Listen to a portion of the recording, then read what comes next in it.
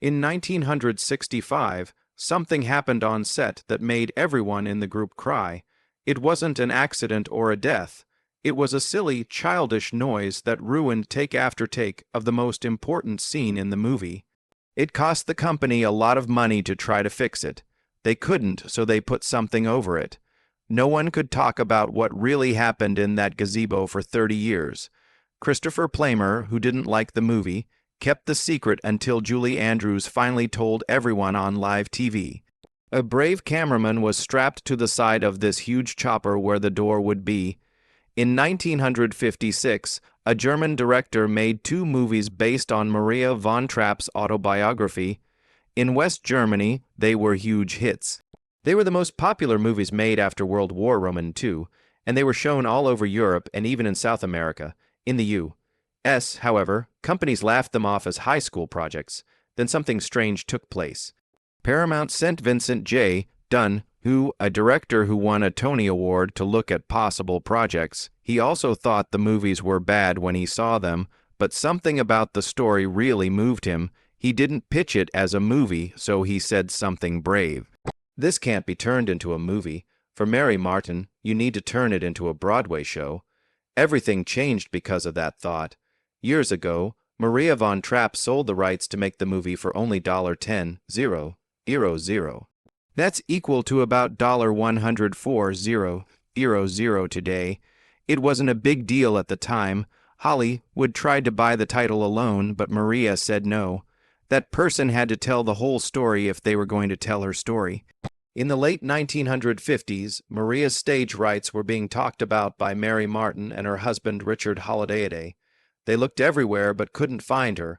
She went to Papua New Guinea with Father W. to do religious work. Every time they got to a new mission station, a couple from America had sent them a letter. Maria tore them up. She had no desire to go to Broadway. She wanted to help other people. Then fate took over.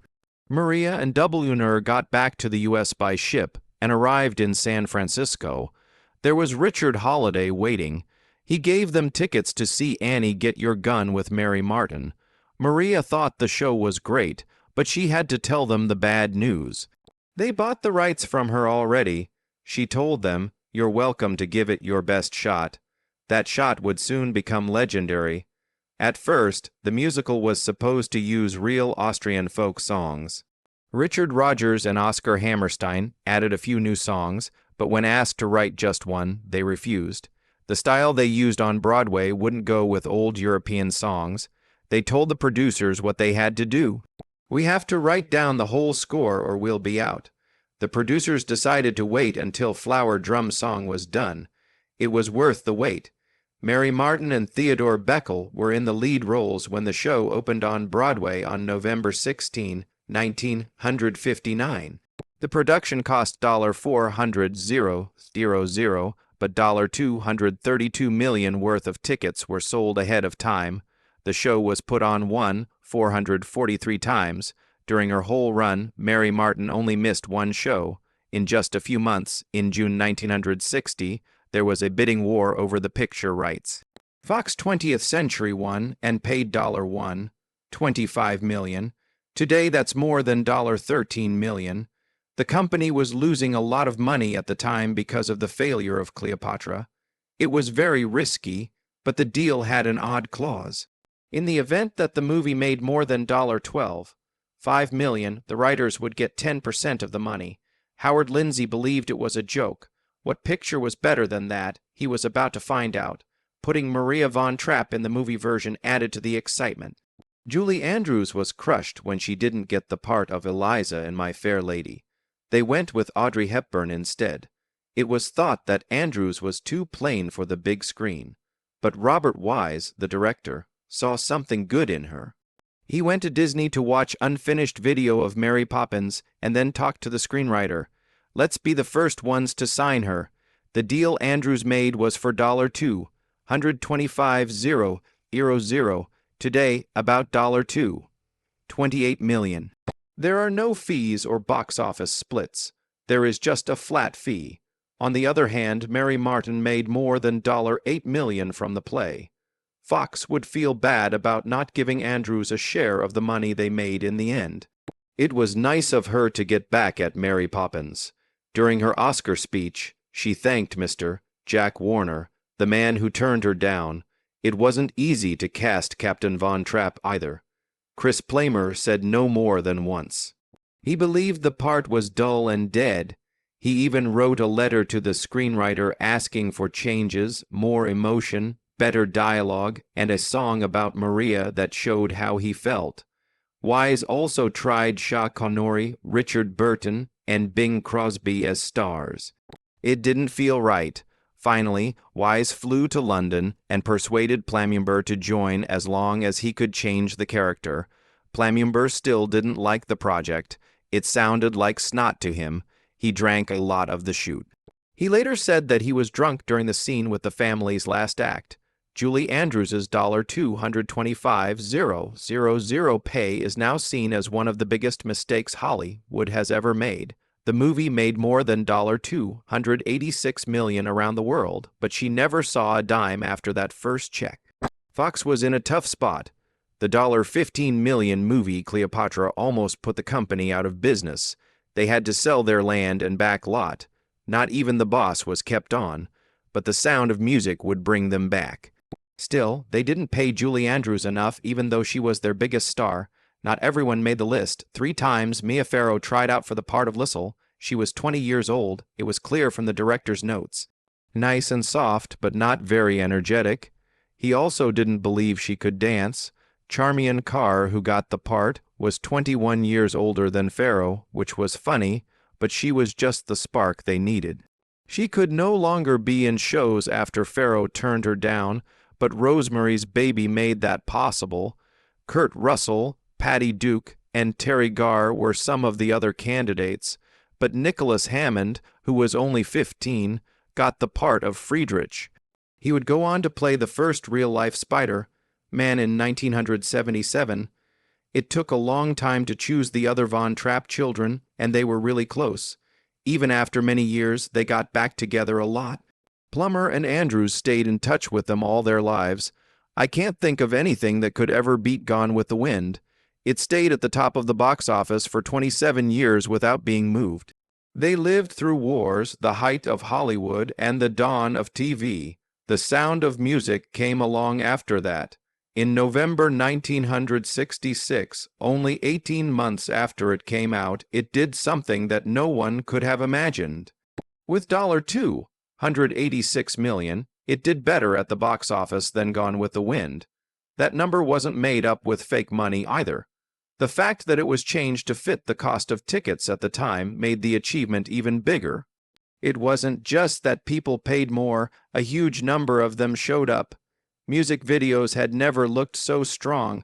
It wasn't just about the cash either. The world saw that movie 283 million times. That's almost 1 in 12 people who were alive at the time. Some people were singing along even though they didn't speak English. People in Asia, Africa, and Europe all fell in love with the same songs and tales. There were no global ad campaigns, social media, or streaming. People only talked about it and watched it again and again, so that's how it went. The movie turned into more than just a fun time. It spread around the world and caused a culture explosion. It looked like everyone knew the songs, even if they didn't know the words. It felt like they had the same beating. Then the Oscars came around, 5 wins. The film had the best sound, the best cutting, the best score, and the best picture, in a year full of heavy tales like Dr. Zhivago, the musical that made you feel good, took the show. Robert Wise, who had already won for West Side Story, showed that he was the best at what he did. The awards didn't just honor the story, they also honored the way it was put together. All of the technical parts worked together. What stood out were the sounds, the time, the music, and even the cuts. Critics thought The Sound of Music was art, even though shows were only meant to be fun at the time. A lot of people didn't see or know about the chaos going on behind one of the most emotional scenes in the movie. When Maria and the captain finally told each other they loved each other in the balcony, everything looked great. A magical kiss, soft lights, and soft talking. In fact, though, The set was very noisy, sounds that are loud, wet, and silly. The carbon arc lights gave it off. The moonlight image was made with these huge machines. They were meant to add a dreamy glow to the scene, but all they did was make a raspberry-like sound, a long, awkward, and burping raspberry. The lights would grumble every time Julie Andrews and Christopher Plummer leant in to kiss. Not just once or twice, over and over. Time could not have been worse. Some of the most moving lines would be broken up by another rude sound from the lights. The raspberry would come after Plummer said, "Maria, I love you." 20 times, they tried again and again. 20 failed tries. Julie Andrews said they were standing next to each other and trying not to laugh, but every time a sound came on, they would lose it. It went around and around. They laughed more and more as they tried to be serious. The technical team did nothing but stand there and watch the actors laugh like helpless school kids for hours. Robert Wise gave up in the end. He made everything different. He told the team to shoot it in silhouette instead of with fancy lights. That way, the laughter and the faces could stay hidden. Andrews and the plumber were put up against the gazebo's bright windows. The scene got soft, dreamy, and strange. Most importantly, the raspberries were no longer heard. What began as a disaster turned into one of the most famous love scenes in movie history. No one thought it would come from chaos. The company didn't want anyone to know, of course. Fox 20th Century put a tight grip on things. No one was to talk about the laughing, the raspberries, or the failed takes. It had to stay wonderful in every way. Interviews followed a plan. It wasn't okay to talk behind closed doors. Fans thought the scene went off without a hitch for decades. Andrews didn't start sharing the truth on talk shows until a long time after the fact. When you're nose to nose in a love scene and these awful raspberries are coming at you, it's hard. At the same time, Christopher Plummer was fuming. He didn't like the show and called it gooey, and the sound of mucus. He believed the whole thing was beneath him. The bad lighting and constant delays only made him more sure of what he already thought. At the time, he didn't say much. He was polite, but he was really mad inside. The scene of love turned into a joke. It was even worse that he had gained weight from eating and drinking too much while it was being filmed. Salzburg had turned into his own emotional jail. He did show up, though. He said his lines well. He later said that he was drunk during some parts of the movie. He may have hated every second, but he never did anything out of character. After many years, he said it was the hardest part he had ever played.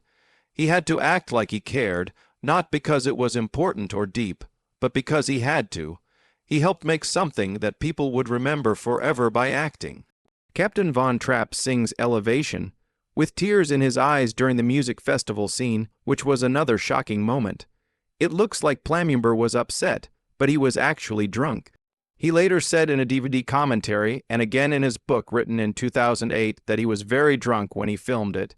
He had been drinking a lot and called himself a spoiled, cocky young jerk. Still, the scene turned out to be one of the most moving in the whole movie. The crowd saw truth. They didn't know that Plummer was so weak he could hardly stand. During shooting, his feelings about the movie never really changed. He sometimes just called it S&M, which stands for Sound of Mucus. He didn't like how emotional it was. In talks, he made fun of it. He joked that he tried to add even a little humor to the goopy mess when he said that playing Captain Von Trapp was like beating a dead horse. Years later, Plummer admitted that the movie had finally won him over. For years, he couldn't even say the name of the movie without rolling his eyes. After some time, he finally felt a strange sense of pride in having been a part of it. Then there was the copying row. Most fans don't know that Plummer's voice isn't always used when Captain Von Trapp sings. He really did come on and off stage, but the longer notes were sung by Bill Lee, a professional singer who worked for Disney. Plummer was mad about the choice because he thought it took away from some of his work. But no one in the crowd paid attention. To this day, most people still think they're hearing a Plummer sing Edelweiss when Lee mixed in. On set, it wasn't just the adults who were hurt. Kim Carath, who played Little Gretel and is 5 years old, almost drowned in the rowboat scene. Julie Andrews found out right before shooting that the child couldn't swim. Their plan was for Andrews to grab her quickly when the boat flipped over, but Andrews fell the wrong way when the boat turned over harder than planned. Someone else jumped in to save Kim after she went under twice. Because she swallowed water and then threw up, she has always been afraid of swimming. Nobody was safe, not even Andrews. People remember the famous opening scene where she spins in the field. That scene was a pain to film. A cameraman was strapped to the side of a chopper that flew right above her. The wind kept hitting Andrews over and over again as it went by. She was hit 6 or 7 times and ate grass and dirt each time. She tried to smile and sing, but inside she was getting ready for the next big hit. It looked like magic, but it hurt like a blow. Bad hair days made things even crazier. Daniel Truhida, who played Ralph, bleached his hair so badly that it never grew back the same way. He was only 20, but the harm was done for good. He lost a lot of hair and it never grew back. People who knew him back then would ask him why his hair was so dark. He'd have to say that his blonde Nazi-era style cost him a lot. Julie Andrews also had a bad hair day. The people who made the movie thought that the back of her head looked too dark. They sent her for best parts. She got bright orange hair because of something that went wrong. The group freaked out. To hide the mess, they cut her hair even shorter and dyed it blonde. After a while, Andrews joked that her golden blonde hair made her feel more Austrian, but it looked awful at the time. Everyone was shocked. It wasn't nice outside either. Nicholas Hammond, who played Friedrich, said it was the worst spring in 50 years in Salzburg. Almost every day it rained. Huge arc lights were used by the crew to make it look like it was sunny in those happy scenes. It was so bad that kids' growth spurts started to make things less stable. During the long shoot, one character lost all of her baby teeth and had to wear false ones. Hammond grew from 5'3" to almost 6 feet tall. In some parts, he had to go barefoot to match the height of his co-stars. What was supposed to be a sunny musical turned into a cold, muddy marathon.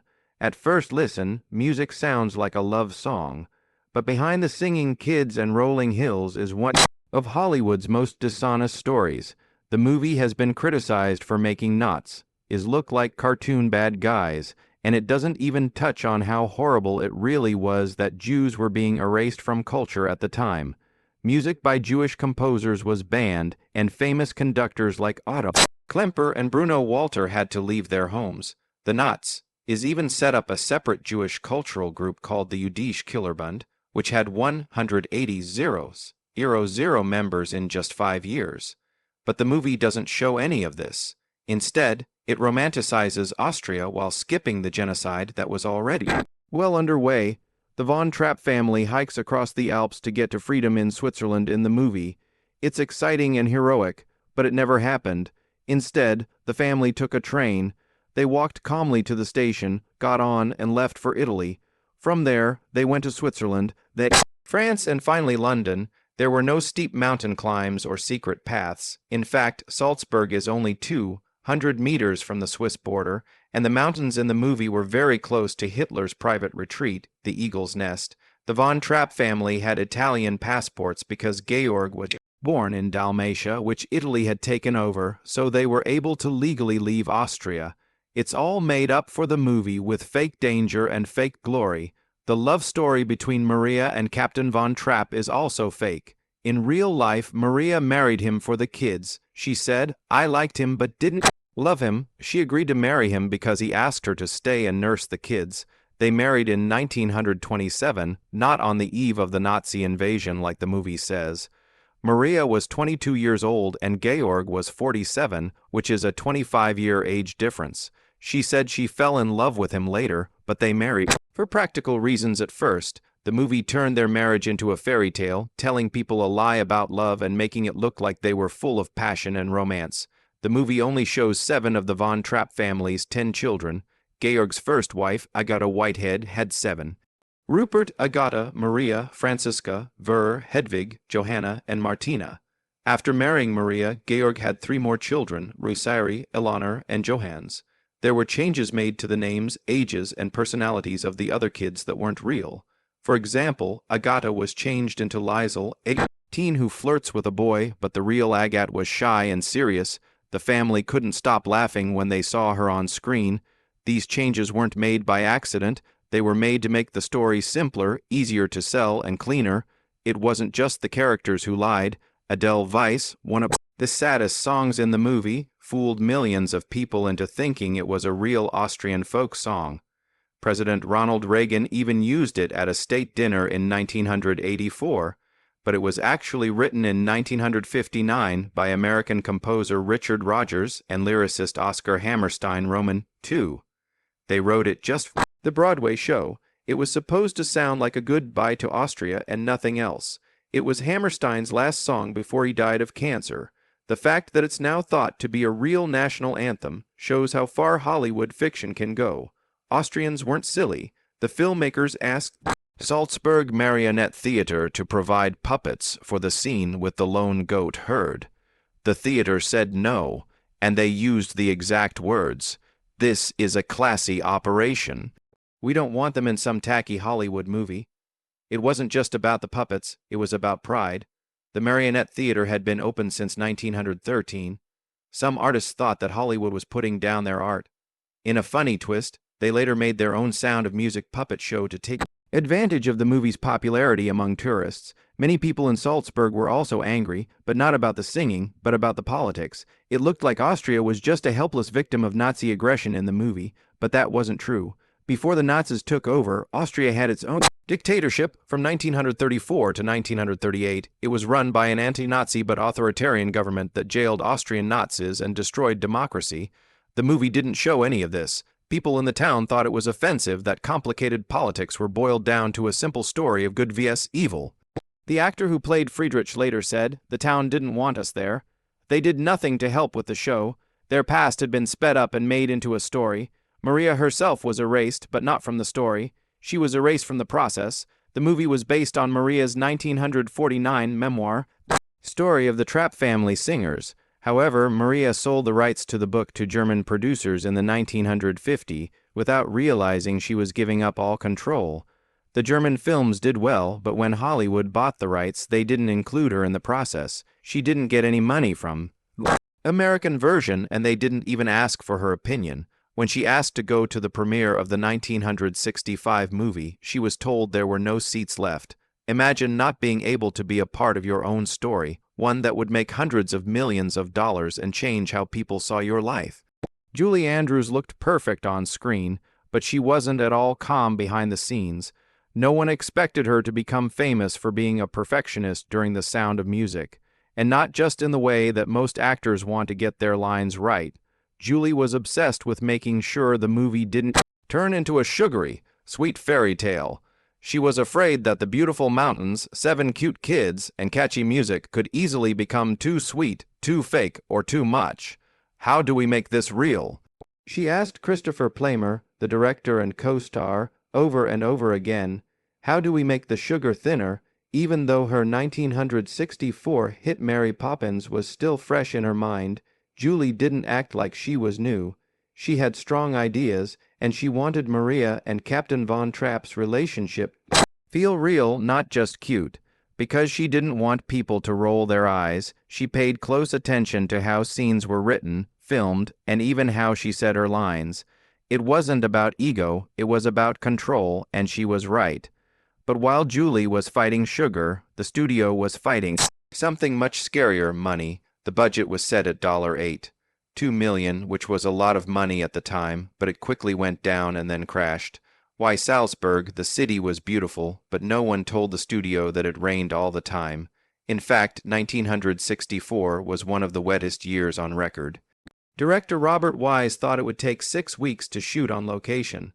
That meant more hotel rooms, food, wages, and everything else. The crew of over 250 people did nothing for days while they waited for the clouds to clear. Camera gear got wet, people got cold, and the costs kept going up. Fox had already been criticized for the movie Cleopatra, which almost shut them down. There was a lot of panic among executives at the studio. What if this happy family movie ended up ruining the business for good? That wasn't the only drama going on behind the scenes.